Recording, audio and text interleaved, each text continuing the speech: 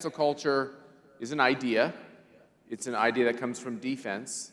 You don't have the right ideas. So you say things that aren't true to put the person that is pushing the truth off guard or off the scent. But it's also personal. And you've witnessed this. We live in the same neighborhood Right. around whatever we call it these days. It was called the Swamp. Probably should be. And what we've increasingly seen as a Democratic Party that's embraced these extreme ideas, part of these extreme ideas is that if you have our ideas, we're not worthy of common decency and respect. So I like to say that the left and the Democrats are all about diversity of thought as long as you agree with them.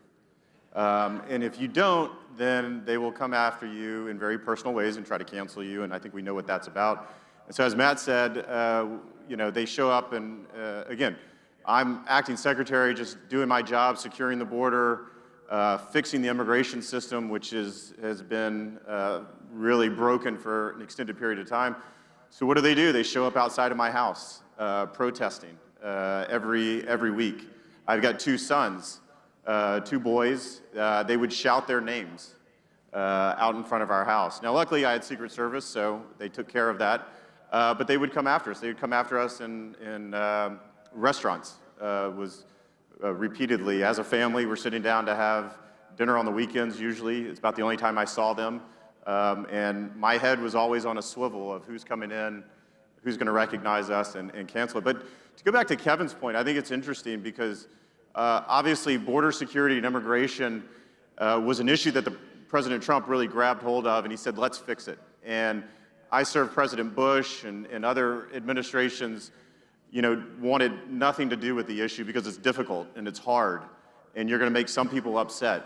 But President Trump understood that the system is completely broken, and he jumped in, and he had us jump in, and we had real solutions and real answers to a very difficult question that they didn't like.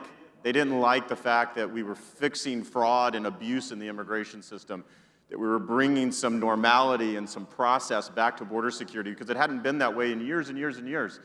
And when they didn't like it, instead of fighting it with ideas or alternatives, they just go to cancel. They just go to personal attacks, because that's all they have at the end of the day. And so as Matt said, I witnessed that firsthand.